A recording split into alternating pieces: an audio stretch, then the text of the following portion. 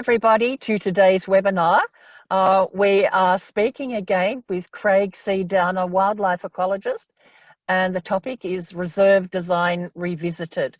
So welcome to all our guests, and especially our international guests. We've got guests today from America, New Zealand, and all across Australia. So welcome, Craig, and thank you, our panelists, for... It's a great pleasure to be here. Thank you so much for inviting me. And Renee, my co-host, thank you, and hello. I've heard the reserve design as described as an opportunity to create harmony for all interrelated species living in an area's ecosystem. Craig, we would love to hear from you now about reserve design. Okay, yeah, I prepared a statement. Which would it be okay for me to read it? Which I think goes to sort of the art of reserve design, which is, by the way, something I learned about as a student of ecology and biology. You know a great deal about reserve design, Craig. Yeah. So what I say is, reserve design is the natural, respectful way to preserve animals, plants, and their ecosystems, which puts their needs first, not just humans, but it can include humans too, of course, it usually must in today's world.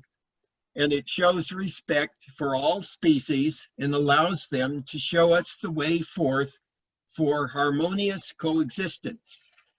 It emphasizes allowing species their natural freedom to be themselves, to have viable population levels in corresponding viable habitats that are appropriate to their species.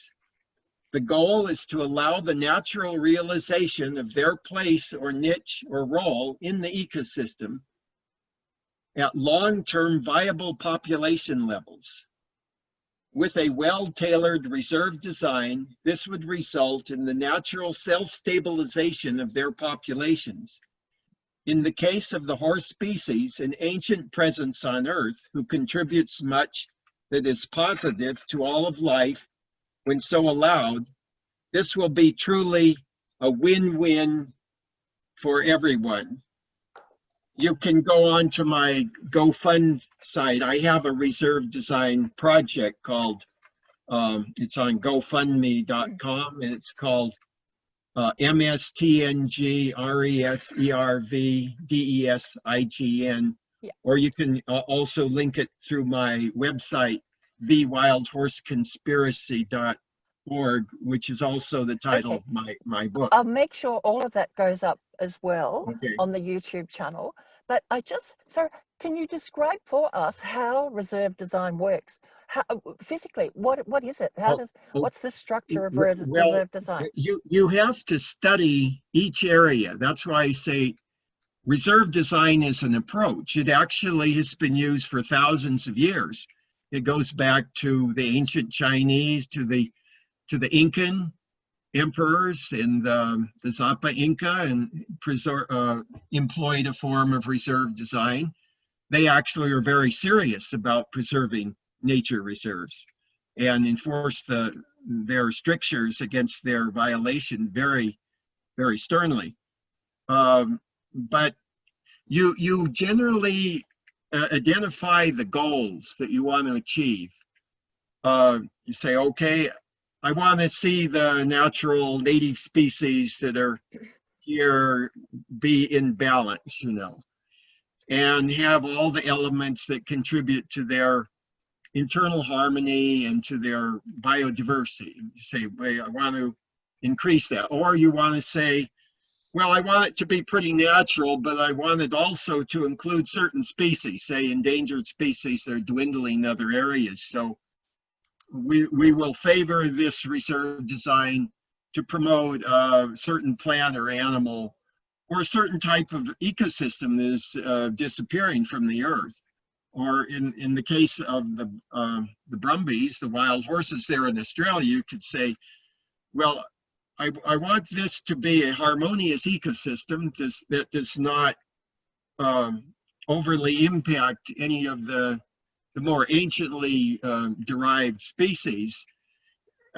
We want to observe it very carefully and be in areas where the horse does belong. And actually, studies by that Northrop and Svenning out of the University of Copenhagen showed that much of Australia is suitable to horses. It has the proper climates and soils and vegetation.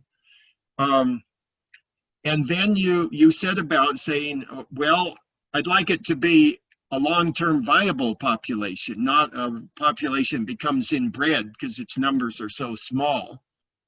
And then I want it to meet its habitat needs, so that correspond to a long-term viable population. And I think you read where the IUCN SSC equid specialist group recommended 2,500 for a viable population in the wild of any member of the Equidae family, whether it's horse, burro, or onager or ass. So in this case, you know, I recommend having an area for seasonal migrations, and also trying to incorporate natural barriers wherever possible. Also having an educational component where you're working with the people, especially the people around there, that you bring all the players to the table in negotiating that. That's very important. Otherwise, you have disgruntled elements that you know, cause problems later on. So you know, generally, it's got to be a well-studied approach, and you've got to know what's there, and also you've got to take the attitude, well, hey, let's not just try and dictate everything. Let's try and let these species, these individual plants and animals really show us how this harmony can come about. Let's let them work out their differences and establish harmonious, what ecologists call mutualistic symbiosis, so that they are demonstrating you know, how they sort out their differences and establish a harmony. So I think for reserve design to work correctly really requires a lot of respect on the part of us people, and people can be part of that harmony. I mean, that's the real goal, is to It have sounds them as if respectful. people, it does sound as if people, community groups, local community groups do need to be involved. And I think that leads me into something I wanted to ask you is, how could you envisage, you are familiar with, say, Kosciuszko National Park and the Yes, yeah, Alpine I National spent a lot Parks? of time there in 2014. Sure. So do you consider that reserve design could adapt to such an area, and the Eastern Alps in Victoria? Yeah, I do. And I think there's a squeeze play going on against the wild brumbies there. Yes. And I toured around also in the Snowy River National Park area and into the Victoria National Park. And I was up by Coffs Harbor in those parks up there, you know, by Armidale. So I got to quite a few places. I was also out in various places in the outback. I was in the Kimberley I was in the Waterbank around Broome with that group there with Libby Lovegrove. So I observed a lot. And plus I attended for about a week and a half the annual conference of the Ecological Society of Australia. And there was one day that was a field trip day, and we went to the ancient McConnell Range, or McDonald there. It's an ancient range there. Anyway, we observed a lot. We observed the brumbies, and wherever I went, I was welcomed by Brumby advocates. what I saw, and sometimes the rangers, park rangers like Rob Gibbons, really was pleased that he would take me in and explain a lot of things to me. And he took me up in that four-wheel drive to the high area, the meadow area, where there was some marshy lands and some streams, and we saw the brumbies there. Well, I did see a few impacted areas, yes, where they came in, but it's not uncommon that large herbivores will impact an area, but the vast majority of the area seem quite good shape ecologically. And you know, it's like in Africa, you have large animals and they impact it, but you have to take the overview. I mean, usually over time, there's a rotation and they let areas rest. I mean, they impact an area for a while and they move on. That's the semi-nomadic nature of the horse. So could the reserve design be used to preserve a more fragile area? Yeah, I really believe so. And also, well, I had mentioned those log and pole fences that very effectively keep the horses out of a certain really fragile, pristine, where there's some real special species there, you know, that just barely hanging on. We could do that. And there's other ways of doing that too, through adverse conditioning or positive reinforcement, where if you have a habitat that has the needs of the horse.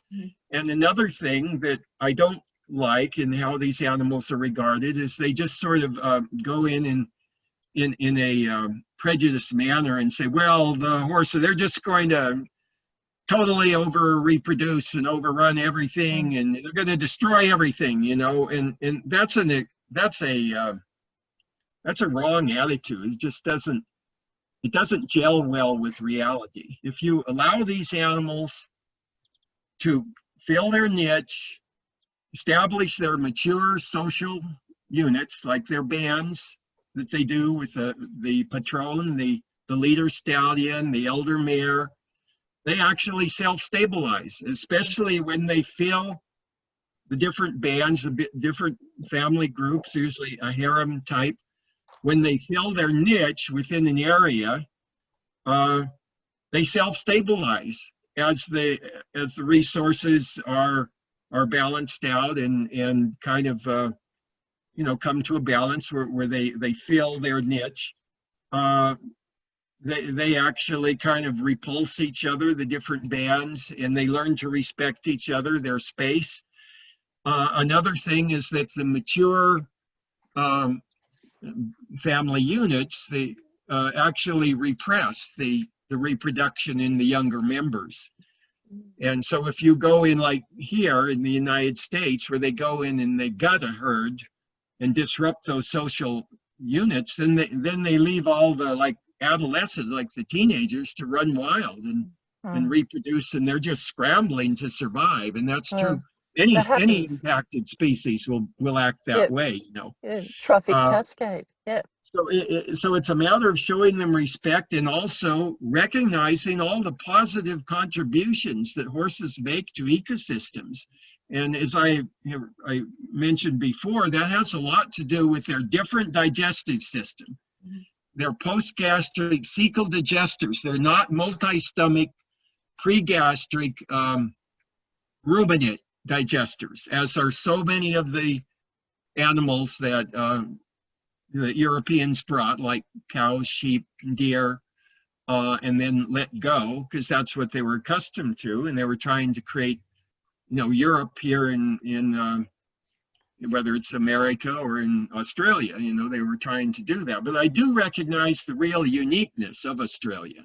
I recognize it was that island continent was isolated for many millions of years, and it took a different route in its evolution, which stressed, of course, the marsupials with much less placental mammals, such as the dingo. But there have been so many changes introduced. I think it's better to not take a real purist, rigid approach. And I think there's a lot of other issues here at stake. But you know, changes are always happening. And who's been the greatest agent of change on this earth in recent times, of course, has been our species. You know, they even call this the new era of the Anthropocene, because we've had such an enormous effect upon the earth. And you know, to undo that, all those enormous jumbling of the species and alteration of the waters and the atmosphere and the soils, I think we need a more enlightened and realistic approach about how to restore harmony and balance. And we need to recognize the place of wonderful species like the horse, who's a great balancer vis-a-vis the ruminant species. It has differences, but those differences are good. They balance out. And recently there's been a lot of emphasis both to the public and in the professional circles about the ecology of fear and the value of having predators in an ecosystem, like wolves or bears, or in your case, the dingo. They kind of tone populations, and they actually, when they're allowed to fill their ecological niche as predator animals, and some of them can actually be omnivores like the canids, but they do act as carnivores or predators too. The cats are the more pure carnivores. They can actually result in a greater diversity of herbivores, because they don't allow certain ones to grow out of bounds, and there's that fear factor, so that they're not giving so much attention to reproduction and eating and reproducing. They're kind of really vigilant, and that actually increases their vigor in a lot of ways. You know, kind of upgrades their fitness and their alertness. That's really, really interesting. I find this really fascinating. I could listen to you for hours about this. But bringing it back, there's a lot written about that. Oh, and it's there's just some wonderful. beautiful films just recently. Nova just put out one called The Ecology of Fear. It was just Wow. broadcast here. Yeah. So bringing it back to the Brumbies in Australia, we've had feedback from a few people who expressed great concern or said they believed that reserve design could lead to Brumbies starving or dying of thirst in a fenced-off area. And to me, that didn't resonate with what you speak about. No, I don't want to fence them in. But I would like to fence them out of certain very, very important areas that are for the pristine habitats, where they're you want to preserve a species that's going under. Okay. And it's been fairly determined that the horses would unduly impact that species. I could certainly understand that for people to step in to save those collection of species or that type of ecosystem. But you know, the number one species that's going to have to change if we're going to restore harmony on this earth is our species. Yeah. And I think we have to be a lot more humble, and all sides have to compromise and respect the other side, and not just it's my way or the highway, because that's just going to lead to an explosive situation. And as usual, it's nature that suffers the most, Well, that is happening, isn't it, all around the world? Yeah, just a lot of, we have to learn to identify with the beautiful life community and see our relation to it. That's why I learned so much here from the authentic Native Americans who I've worked with both in North and South America, the ones that are still in tune to their ancestral ways. And I met quite a few of the Aborigines there, they were one of the themes at the Ecological Society annual convention in Alice Springs. And I think we can learn so much from them and from their attitudes, you know, of how they identify. They're not there to manipulate everything and change everything. They're there with some respect, you know, some reverence, even spiritual communion with their home, you know, their natural home, and to learn to value it and really make compromises, make sacrifices for the good of the greater community and family of life. So from what you said, it's about fencing the Brumbies out rather than fencing them in, which really fencing them out rather than fencing them in. So that really starts start to think about Barmah National Park. Renee, I think you have some questions to ask Craig, or something you'd like to talk with him about. Yeah, absolutely. And you know, it's been something that I've had in my head for many, many years, and specifically Barmah, Craig, because I see that area, which is about 77,000 acres, as one massive reserve design already sitting there. Wow.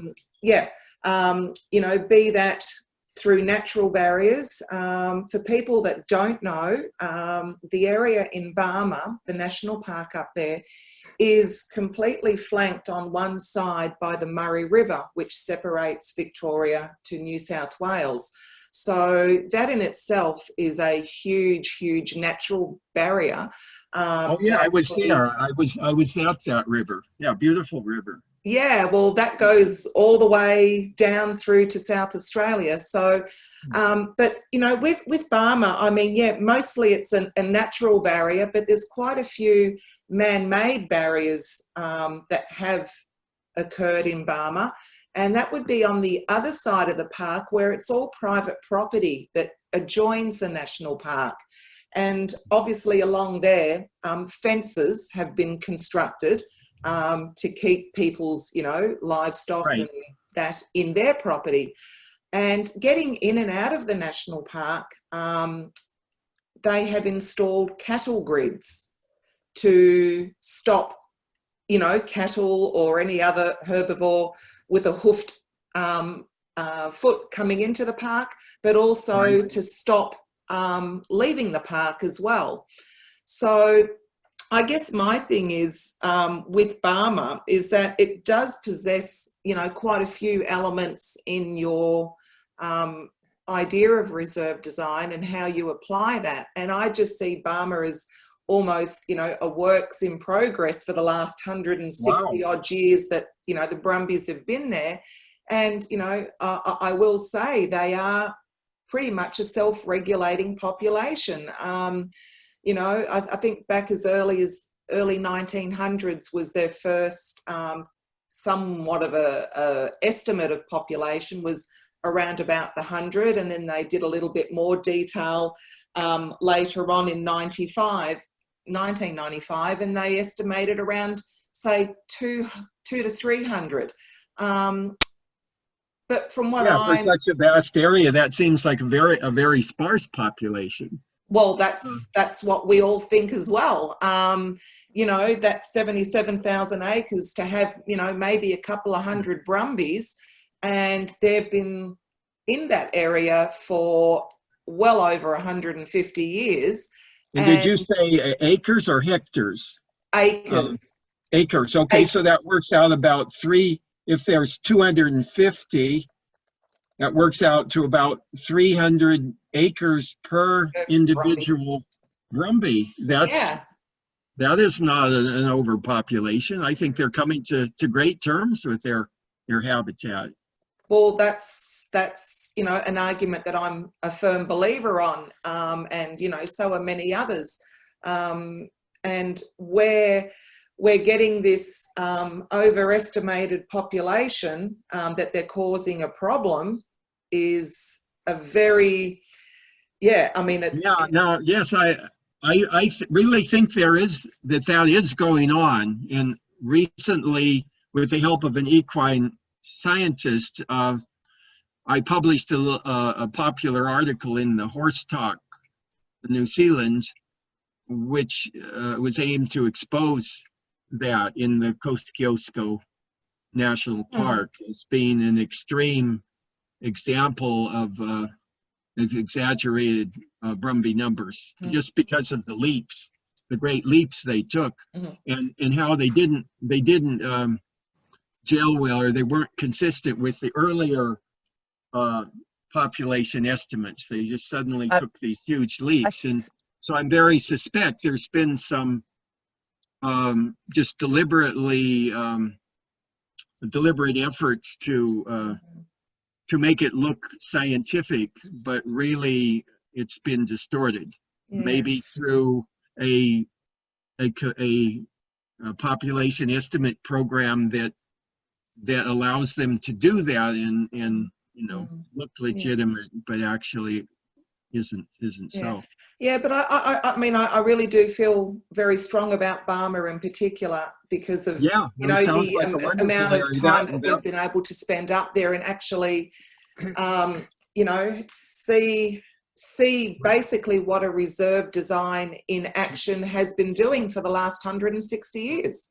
Yeah, and I would warn that if they eliminate these horses, they might suffer some really serious disequilibria in the ecosystem. If they've been there all that time, even among the more deeply rooted native species that have come to coexist with them.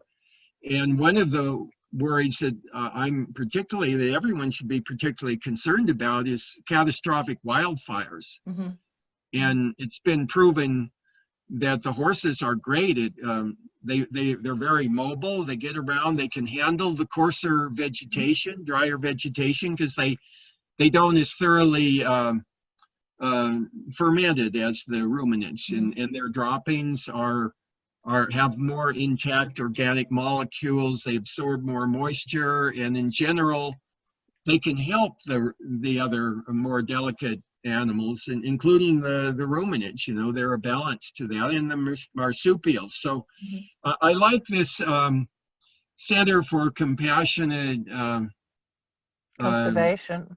Conservation there, and I met Dr. Daniel Ramp and Andrea and some of the people there that Maylee arranged for me to meet, and their approach is, I think, much fairer. They're not taking this rigid, overly purist approach to nature, and they also have a compassionate element where they recognize the moral dimension and try and minimize violence and just drastic imposition of some rigid idea. I wanted to go back a little bit when I was describing the reserve design. Another major element is what's called buffer zones, where you have a gradual diminishing of, say, a certain species until you get to a place where they obviously don't belong, like, say, on the edge of human dwellings, farm agricultural areas. You can have kind of a in-between areas where you're not just going to go immediately and kill them once they step there, but you're going to try and work out some adjustment or tolerate a certain degree of their presence, and then work with the people, establish agreements with the people, cooperative agreements, so that they will act in certain ways to tolerate them, but then encourage them to go back into the more central area. Well, that kind of thinking should be possible here in Australia, because in New South Wales now there is legislation to protect brumbies, and there's a community advisory panel, and there are representatives from the community. So those community members could be working with other local community members to achieve those goals. And that's the legislation that we would like to have introduced into Victoria as well, so that there will be a community representative from each of the three key areas, such as Barmah Eastern Alps and Bogong High Plains, and that then could filter back so that you've actually got people from those areas who can create groups of people to engage in those activities. It's a wonderful thing to Yeah, encourage. I really think, and that goes right along with the great heritage value of the Brumbies and how much they mean to so many of the Australians, the Aussies, over all the centuries and the generations. I met many of those people, and up in Jindabyne, Okay. there I was like guest of honor at the snowy River Equestrian Association.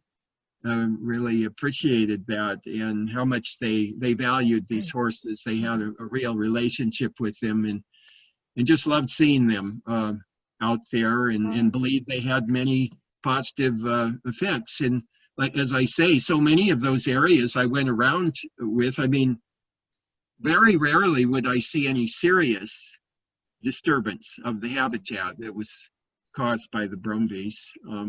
There were a few areas where the banks were a bit caved in, or there were areas where they had wallowed, but it wasn't widespread.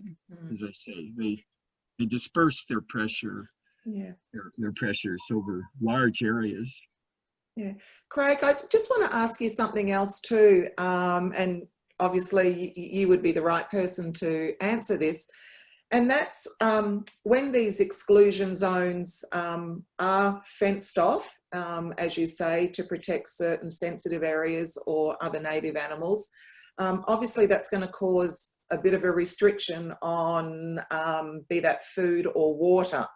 Are there some areas within Nevada or Arizona where local communities working with other government agencies have established a water source away from these sensitive areas where it's possible? Yeah, that often occurs, especially in these dry, arid, and semi-arid areas where you have your vital springs up in the mountains, or your vital streams, creeks, and rivers, which are, water is the lifeblood of the desert. So there will be special fences around spring heads, the sources of the springs up in the mountains, and then they'll have the little channels going off into a nice little pool on the edge, or a nice little trough or whatnot, so that the horses could come in, or the deer, but and also there's livestock there, so they can come in too. But they won't just trample or overrun the area. But I think it's very important that the Brumby advocates be intricately involved in the planning process. Otherwise, what can happen, and I've seen it happen a lot here, is they gang up on the wild horses, and the established interests, they do a number on the horses. And the wild horse advocates will come, and they'll try and make their voice heard, but be kind of drowned out or marginalized, or belittled. That's what's happening here. Yeah, it's happening. That's here. what has happened here too. It's just not fair. It's an ugly thing. It's an ugly thing to experience. But you have to have people that really care, and they're not just targeting the horses. It'd be part of the equation, and be respected, and not belittled or derided or anything. Yeah. Well, I think the critical thing here, and I'll bring it back to Barmah again. I mean, the minister wants to totally eradicate every Brumby out of the Barmah National Park. Oh my gosh, that is so extreme. Yeah, well, I mean, they're not talking about culling or reducing numbers. They're saying eradication. Oh, that is so unreasonable, and goes counter to everything we've been talking about here. And I think if that's done, I sure pray it isn't done. I think you're going to see some terrible consequences of that. One of which will be much greater damaging fire, out of control fires, wildfires. Yeah. I mean, you know, they're planning this over a 4-year period. Oh my gosh. Yeah. So Now is Barma's in which in Victoria. Yeah, that's what I thought. It's in, Yeah. it's all in Victoria. Yeah. Yeah. It basically the Murray River divides it from being in New South Yeah, so Wales. none of it goes into NSW. Okay. No. No. No. Yeah, I was there, and I remember seeing the poppies from like the California poppies were there, really. Oh, were Really they? pretty. And I saw the emus. I saw groups Yes. of emus, and I saw Wow. the skinks, the rare skinks, and the wallabies, and Yeah. all kinds of animals. And I saw the brumbies too, but Yeah. they weren't. It was rare you saw the brumbies, but it was Yeah. always thrilling when you saw them. Yeah, well, probably a couple of months ago on one of our many visits up to Barma, I think we counted something like 45 emus and we saw about 2 brumbies in like 5 hours, you know? Mm. Yeah, I think that shows there's a natural balance occurring there. Yeah. And are there dingoes in there that are predators of the herbivore animals? Not in Barma. No, I don't think Not- there'd be not any, in Burma. more. I think the agriculture industry has made sure there's no more dingoes in areas Well, like that.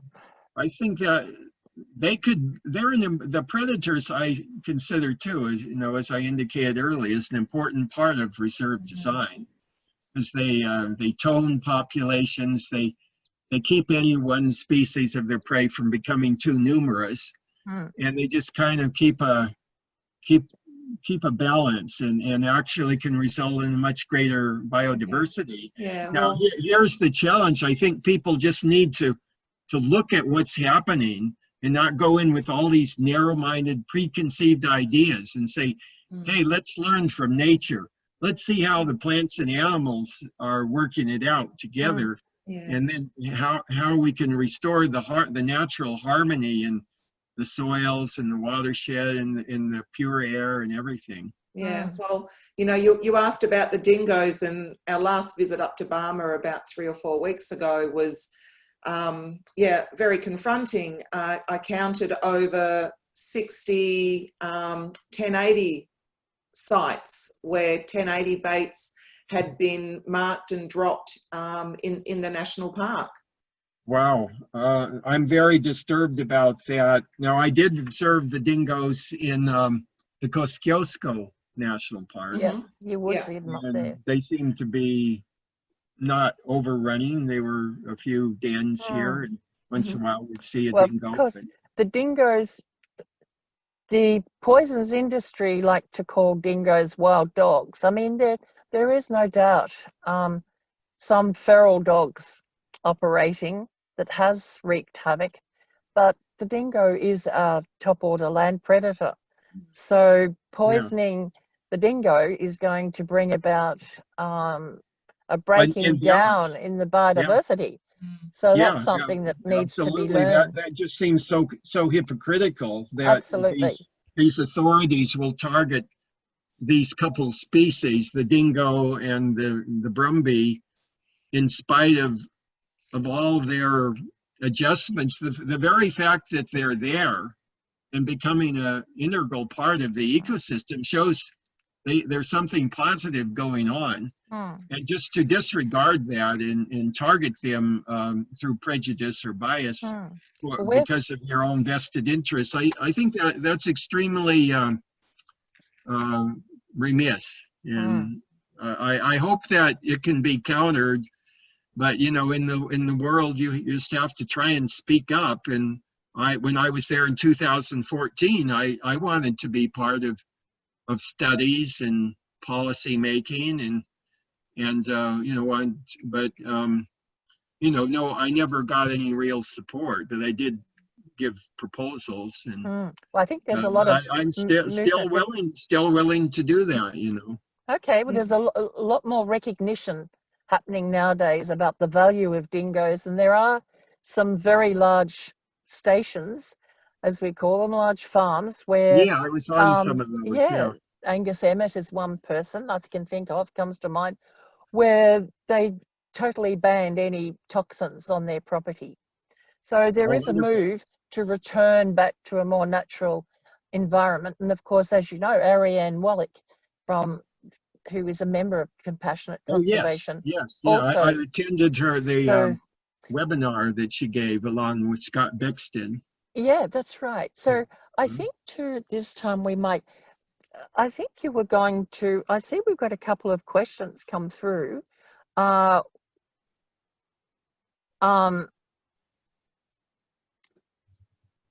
Yes, so Lisa has noted that 1080 is actually being dropped all over the state, including in all national parks. So that is pretty horrific. And they're also undertaking a massive spring 1080 campaign, which is going to be killing off all the older dingoes, of course, which is going to wreak havoc on the dingo populations and the young. Because, of course, if you start destroying the pack Right. structure, Yeah.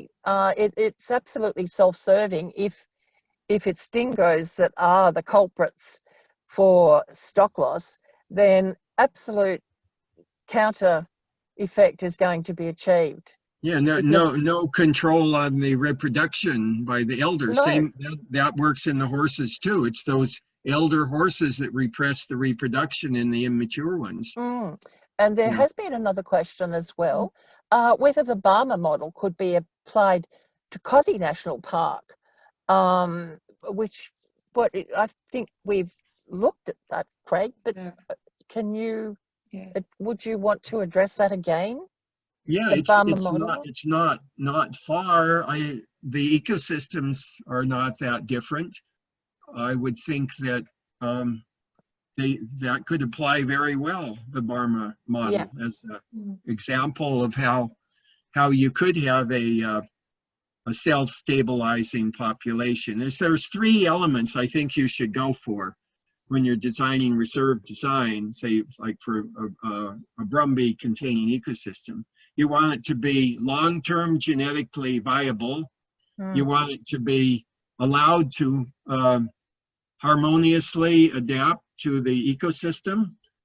And then you want it to become self-stabilizing so that it's not just, expanding. And they all work hand in hand, because when that balancing act is allowed to occur among the species, people letting nature do their act and reestablish the equilibriums, then that occurs. And not, the species aren't all just doing each other in, they're actually they're helping each other. Working That's together. Even the ones that hunt each other down, it's not extreme, it's balanced, and that's really beautiful. So that's and I think it's just wrong to brand the horse as not belonging, or certain species not belonging, just because they weren't of ancient origin there. As I say, there's always changes, and we've introduced tremendous changes, our species. I think we should concentrate more on the ecosystem level of how to establish harmonious ecosystems, and not discount the possibility that these more recently present species in Australia can be part of that. They can actually work out harmonious relationships with the ancient species as well. And I often heard this, that, Australia didn't evolve with hard-hooved animals, and therefore they don't belong. And then I heard, there were hard-hooved kangaroos in the fossil record, so that wasn't an entirely true statement. And then also I learned there's been some really great studies that involve paleontology, where just going back, around the last ice age, the Pleistocene, before that, there were all these guilds of meso and mega herbivores that were some the size of the horse and some bigger than that were in Australia. And then they disappeared. Some attribute that to having been hunted out by the Aborigines, but they're or climate change or this and that. But the point is that these horses, when they come back in, they search out and they gravitate toward these vacant niches, and they sense that instinctually, and they're very keen and observant and tuned animals, and highly adaptive. You know, even Darwin said every species struggles to survive. When it stops struggling, then it goes extinct. So the very fact that the horse is struggling and that it's taking hold should indicate something to people, that there's a place for that species here and it's filling a role. Because if it were so disharmonious, I think the life community would reject it. Yeah. Yeah. Yeah. And there's been a lot written about that. Maybe it's not so adhered to by the authorities, but among many very, very brilliant and well-educated ecologists and biologists, they recognize that yes, they're refilling those mega and meso herbivore roles, even within Australia here. Yeah. Marilyn, I'm just looking at a question here that's been sent in from James. Just wanting to know what the mineral content of the areas are where the horses are being removed, what corporations are backing your, well, it's our, not our president here, but I think a lot of what is going on, particularly in the Kosciuszko part of the world, James, is that it's a huge tourist resort, and the expansion of that tourist resort is massive. And, you know, perhaps it's not the mineral content that's in the ground, it's the wanting to expand the tourist content of the ski resorts that are up there. But also they're using a lot of the area of the Kosciuszko National Park for the Snowy Hydro scheme, which is to generate power. So they are reclaiming a lot of the land through the national park to put this massive infrastructure through. But, you know, who knows what exploration and research is going on below that. Australia is a very, very rich nation of minerals. And, you know, that's certainly something that you always follow, is the money trail when you are looking for a lot of these things that are going on within governments and corporations, is just follow the dollar. And I think tourism represents a huge amount of dollars to Australia, and I think that that's probably something of relevance here as well, I think, for the future. Well, many people love to observe the brumbies and photograph them. Yeah. Yeah, I think that's a whole area that needs a lot more expansion and appreciation. But, you know, like everything else, it's those that speak the loudest that get the notice. And, you know, we just need to get off our hands and and bring that forward and show all the positive sites. I mean, so many of these small townships rely upon tourism, and you know, I'm sorry, but I keep going back to Barmah, but you know, Barmah relies a lot on the fact that there are brumbies there, and that's why people go there. Well, do you know Mark Carroll? Do you know Mark Carroll? He accompanied me quite a bit. He's a photographer? Yeah, and he writes, and I haven't heard from him recently, but in 2014, Mei Li's son arranged for, you know, and he wanted to too. He took time off from his job and accompanied, and he loved his brumbies. His place was the Barmah. Was telling me. Okay. Yeah, so that's why I was wondering whether you knew him. No, but maybe you could try and find out where he is, Craig. And I haven't heard from him recently. I hope he's okay. Yeah. Well, I think this getting back to the tourist dollar too, but I think there is already a lot of interest in the Alpine area for trail riding, and it seems to even feature within their publicity.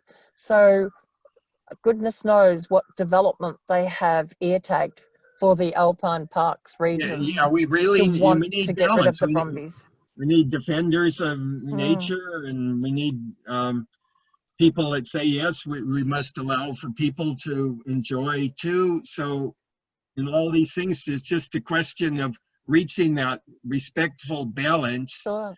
where you're not causing destruction and you're respecting all the valid sides. There is another thing we did want to, I can see the time marching on, is fertility control. What are your thoughts on fertility control? Because I believe there are three main types of fertility control that have been used with wild horses, the only one of which available in Australia is Gonacon.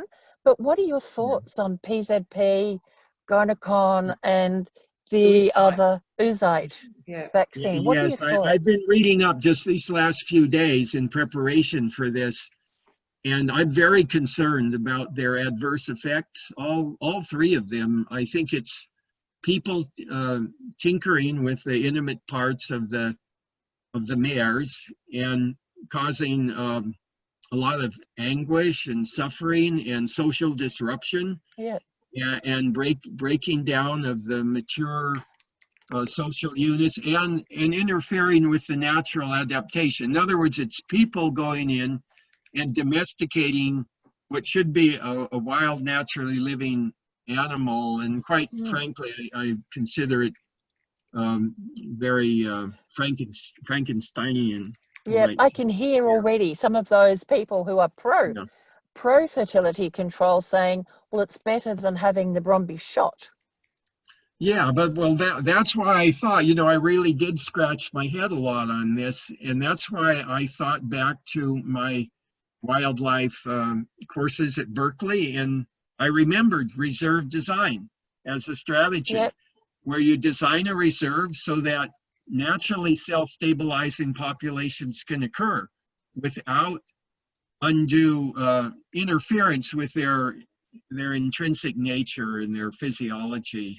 Because in Gonacon, they used to use that in women, and they experienced terrible depression. Many of them committed suicide. Well, the mares could be experiencing that too, and they finally outlawed Gonacon for people. And as far as the oocyte, I've been reading about just today, and I read some articles, and I know the Cloud Foundation gave a scathing criticism of that as being very disruptive to the internal harmony of the wild horses here in the United States. Ginger Catherines. Sure. Well, because we did recently have an MP who made a suggestion in Parliament about the introduction of fertility control. There was quite a bit of talk about it. I don't know whether this was in New South Wales, and I don't know actually that the Minister for Environment, Matt Keane, actually agreed, but what is being proposed there is the introduction of the oocyte, because of course the MP who suggested this would never support the PZP because it's made from pig parts, which is horrific to think about. PZP also ends up weakening the immune system of the horses over the generations, so you're setting them up for a die-out. But again, if these both PZP and oocyte have not even been approved by APVMA, who's the statutory authority who regulates importation and authorises the use of veterinary medicines in Australia.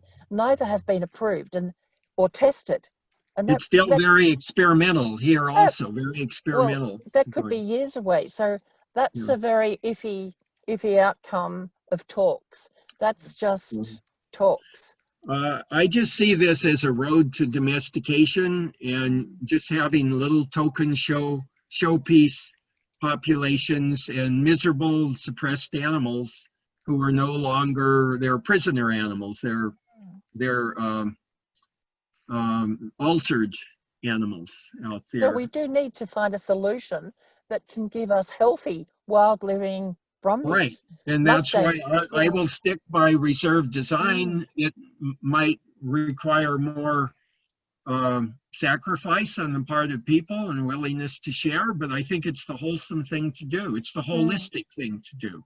I think where there's a will, there's a way, and it always comes back to that. Exactly. So like so doesn't it? many things boil down to salesmanship, and I think the best way is being a good example. Establish good examples of like communities that do implement reserve design and they have a beautiful way of life, and that will speak for itself. And people will come around and say, hey, what do these people in this place have going for them? I really like it here. You know, things are positive and people are happy and they seem to be part of something dynamic that's positive.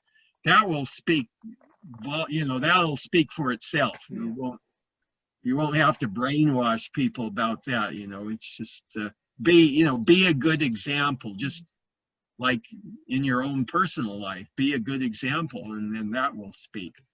Is there a web link that you could speak about, Craig, give to us, where we can find out more about reserve design, or is it on your own page? Where do we find out on the internet more? If you go to my reserve design GoFundMe.com slash MSTNG RESERVEDESIGN, or Mustang Reserve Design, then you'll go into my my proposal, and I've been carrying that out since 2015. I've been in quite a few areas, both here in the U.S. and up in Canada. I was even down in Bonaire in the Caribbean. I've been to Australia. I've been to a lot of places, and they're promulgating reserve design and studying wild horses and wild burros too. And I was out in June in Utah with the Spanish Mustangs, the famous sulfur herd in western Utah. And I also got up into north of the sulfur herd into the Conjure Mountain and around the Confusion area. But I'm very, very disturbed there because the Utah BLM just seems to be on a real roll to obliterate those beautiful animals. And they're a tremendous heritage and very striking animals. So I have to compose that report. And I always come up with a reserve design outline recommendation based on my ecological transects and observations, both of the herd and the ecosystem. I list a lot of species, so I'd recommend that, and also my website. And I wrote a peer-reviewed article called "The Horse and Burro is Positively Contributing Return Natives in North America," and I go into great detail in that article. You can Google it; it'll come right up. A lot of people have read that article. Yeah. And there are, of course, reserve design. Just Google reserve design. You'll find it in Wikipedia. You'll find chapters in books, whole books on the subject of reserve design. So, Renee, do you have any other questions that you wanted to raise for Craig? Because I'm pretty well, and I'm having a look at our guests' questions. Do you have any questions, more questions for Craig? I think no, I think I've certainly exhausted everything that I wanted to ask of Craig, in particular with the Barmah situation, and that was answered really well. I just want to see that, you know, we are all looking at different alternatives rather than what's being suggested. And that's why we're having these webinars to explore areas. But I think it's really important that, you know, Craig has very definitely defined that he's not about fencing wild horses out or in. It's protecting those sensitive areas. And that's what it's about. So everyone that thinks that, you know, it's a cruel way to manage a population, it isn't the case. No, it's a very positive, respectful way. Correct. Yeah. I think too, there is legislation in New South Wales and that's been improved upon with the appointment of a community advisory panel, and that is moving forward. Hopefully there'll be a new management plan in place, or an approved plan. We're hoping also to get legislation in Victoria. I think that's why we need to open up and look with open eyes and heart at the alternatives that are available, but also listening to those with knowledge about how what exists will impact wild living brumbies, because personally I would prefer to see wild living brumbies than brumbies living in sanctuaries. We need to be striving, I believe, to preserve wild living brumbies, and how we can do that without destroying them by the use of immunocontraceptions, but Yeah, also absolutely. preserving them so that they aren't shot and destroyed. Yeah, I think we really have to stress all their positive ecological contributions, which can occur in Australia. It doesn't have to be North America No, or Siberia. It can be right there in Australia. And I like the Center for Compassionate Conservation emphasis on recognizing and respecting and honoring the intrinsic presence or beingness of the animal, like the brumby, not and just treating it like an object, oh, we don't need you, and we've decided you're out. And that's right. Recognizing and respecting a natural evolution.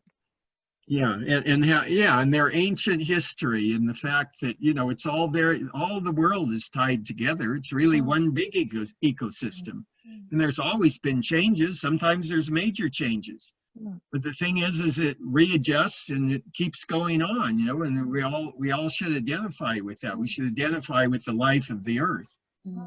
Well, Craig, at that point, I think we've pretty well covered everything we hoped to today, and we've recorded at this time. So thank you, Craig. Thank you so much for giving your time again. And Oh, my Renee, pleasure. for being Anytime. for being such a great co-host and helping me and me helping you. It's been great. So, and thank we can you. make a difference. Yeah. I hope so, Craig, and let's do it again soon. And thank you to all the people who've attended today and helped with input to make this a really interesting webinar.